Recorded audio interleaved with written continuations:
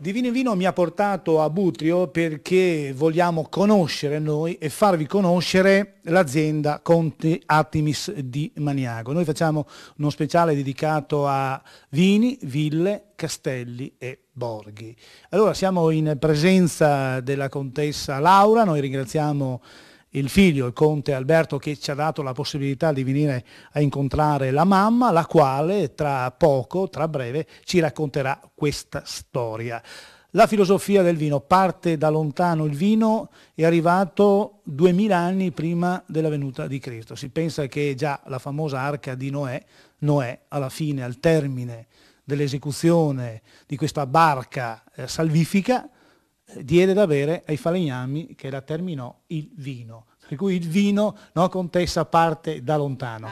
Da molto lontano. Ecco, la storia invece vostra di famiglia? La nostra storia, dunque, il vino, qui i nostri vigneti sono stati coltivati già da moltissimo tempo, da quando siamo venuti in possesso, la famiglia è venuta in possesso di questo territorio, di queste terre.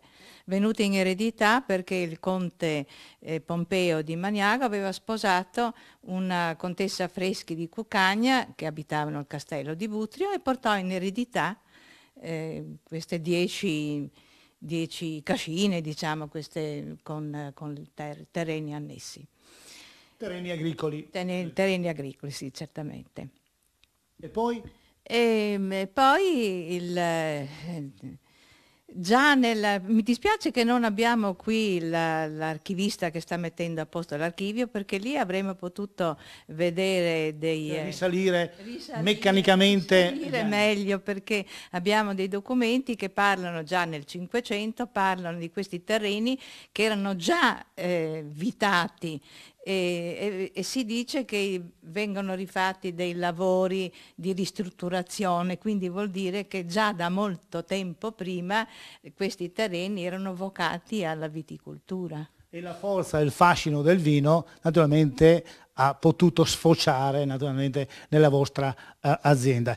Questa villa qui a Butrio è una villa, possiamo dire, contadina, cioè rispecchia un po' la parte agricola, non quella medievale, istituzionale, nobile che avete a Maniago. Da una indagine che è stata fatta dai competenti, dagli esperti, pare che qui l'origine della casa fosse una casaforte. Infatti esiste anche qualche pezzo di torre, si vede dove c'era una torre tra la casa. Forte era la metafora lavoro. Una casa forte in difesa del castello di Butrio. E poi avamposto, insomma. Il primo avamposto, magari ce ne saranno stati pure degli altri, ma insomma un avamposto del castello. E poi quando divenne di proprietà dei Maniago, venne naturalmente, crebbe questa casa che in un primo momento era soltanto una torre con a 2 piani, una torre a 2 piani inserita in un maschio, e poi un poco alla volta sono state aggiunte col crescere anche dell'azienda, un poco alla volta chiamiamola azienda, quella volta non si chiamava azienda, ma crescendo c'era più bisogno di locali e quindi si è ingrandito un po' alla volta. Sono stati dei locali che sono stati aggiunti un poco alla volta. Infatti la casa ha un aspetto un po' di un alto, un po' basso, non è così omogenea come possono essere le ville del Settecento, che sono nate come villa proprio dal momento della loro nascita, sono state create per essere palladiane che hanno tutte. Esatto, questa qui è proprio nata come un'azienda, una casa di lavoro, una casa di campagna. Ecco.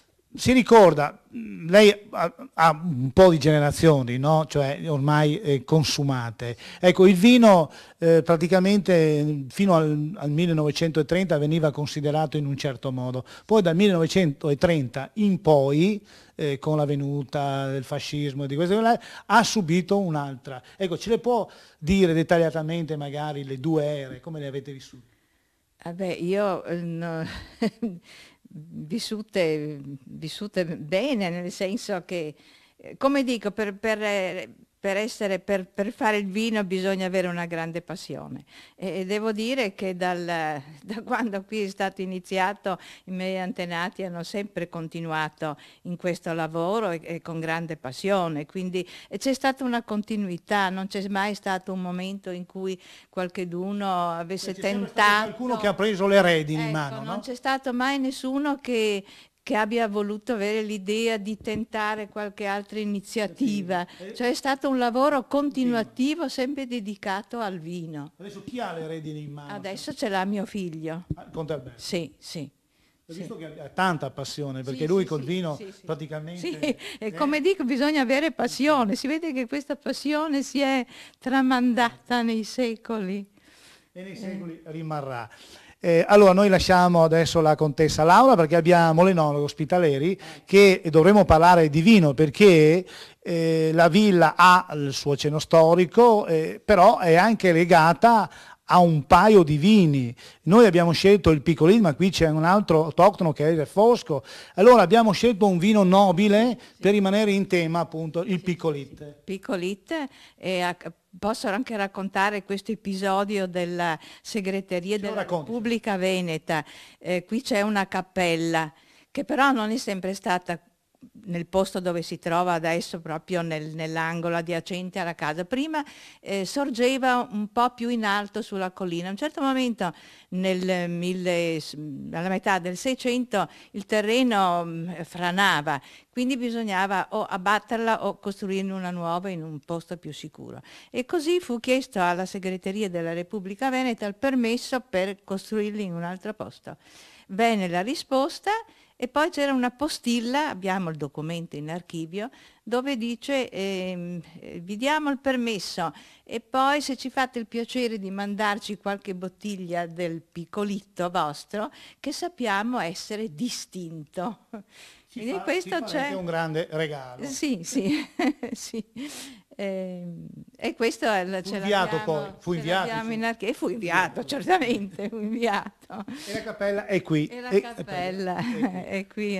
E qui c'è anche Spitaleri e Contessa che ci sta aspettando giù in cantina perché avete delle cantine voi che sono veramente da ammirare, giusto? Sì, sì.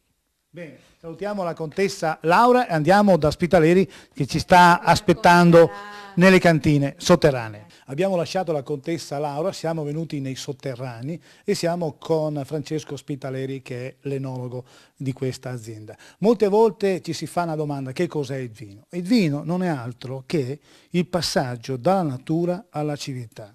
E se non ci fosse l'enologo, praticamente che è come colui che ha il bus per portare il vino nella civiltà, no? Perché senza l'enologo che tratta il prodotto terra, lo mette in bottiglia e poi dobbiamo dire anche una sacrosanta verità, Francesco, che il vino non deve rimanere in cantina, anche se le cantine sono queste, perché il vino deve finire, secondo Baudelaire, qui, nello stomaco delle persone. E grazie a voi c'è questo passaggio. C'è questo passaggio, una bella responsabilità. Una bella responsabilità.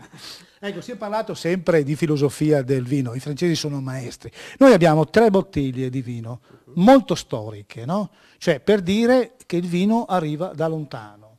Io avevo fatto in apertura l'Arca di Noè, ma possiamo venire ai giorni nostri. Il vino arriva, il vino nasce con l'uomo. È stata una dei primi prodotti della natura che è stato anche trasformato. Quindi la fase successiva, non più il frutto come tale, ma addirittura la sua trasformazione. Per quanto riguarda poi questa azienda in particolare, ci sono alcuni vini che hanno attraversato tutta la storia di questo casato. È un casato molto antico. Giorni fa parlavamo con dei colleghi di altre regioni, facendo un piccolo excursus su quello che poteva essere in Italia le famiglie principali legate al mondo del vino. Oggi ne sono rimaste poche e così antiche, credo 2 o 3 addirittura in Italia, che legano da così tanti secoli il proprio nome a quello del vino. E in particolare per quanto riguarda appunto i Datimis Maniago c'è sicuramente un lungo percorso accompagnato dal Piccolit. Non è oggi il nostro vino principale, perché sarebbe inutile dire che per un'azienda così grande 1000 bottiglie di Piccolit sono il vino principale. Però è un vino sicuramente che proprio perché ci ha sempre rappresentati ci teniamo a che faccia e ci rappresenti nel migliore dei modi. la contessa Laura aveva detto, siccome dovevano spostare la cappella da Alamonti a portarla qui, e il clero gli ha chiesto un po' di bottiglie, insomma, non diciamo un centinaio di bottiglie di Picolit, ecco, per avere il compenso. Veniamo alla bottiglia. Questa è la più storica, Francesco. Quanti anni ha? Quanti secoli ha? Una delle più storiche, questa è datata a fine 1800. Logicamente la vera vendita, diciamo, del vino in bottiglia è una vendita del 1900, cioè si comincia successivamente. Prima rappresentava cose molto particolari, quindi è presumibile che queste annate imbottigliate rappresentassero o un vino di eccellenza o la visita di qualche figura eccellente, per cui il vino non gli si poteva presentare nelle brocche, ma serviva un contenitore più nobile. Nobili, chiese, grandi filosofi. Sì, solitamente erano quelli. Molti piani alti della società. Poi invece arriviamo più vicini. Più vicini, qui siamo già con delle primissime etichette che non erano ancora quelle a norma di legge che abbiamo oggi, con tutte le indicazioni ad uso del consumatore, ma erano il primo modo di vestire un po' la bottiglia. Si passa da una bottiglia nuda, con l'etichetta scritta proprio a pugno, e a delle cose stampate per iniziare a dare una certa commercializzazione anche del vino in Italia e poi man mano all'estero. Noi diciamo sempre bere bene ma bere poco, perché il vino non è altro che lo strumento per misurare i nostri limiti e non bisogna mai oltrepassare i limiti, perché sennò il vino non è più gioia, non è più gaiezza, non è più confronto, ma diventa trappola, e allora quando diventa trappola il vino fa male. Noi, caro Francesco, andiamo allora a base di Picolit. Eccolo qui, che è il vino storico dell'azienda Conti Artemis Maniago.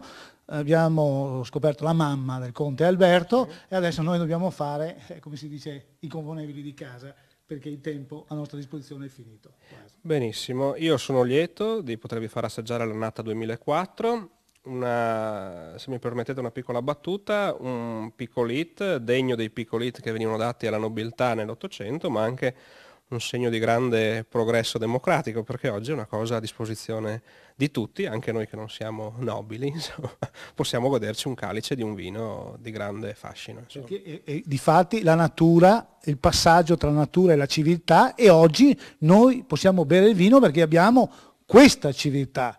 300 anni fa ne avevano un'altra, 500 un'altra ancora, 1000 anni fa ne avevano un'altra ancora. Grazie dunque alla natura che ha fatto il passaggio tra appunto la terra e la civiltà, ma grazie agli enologi, perché senza di loro non si farebbe un gran vino. Cin e viva!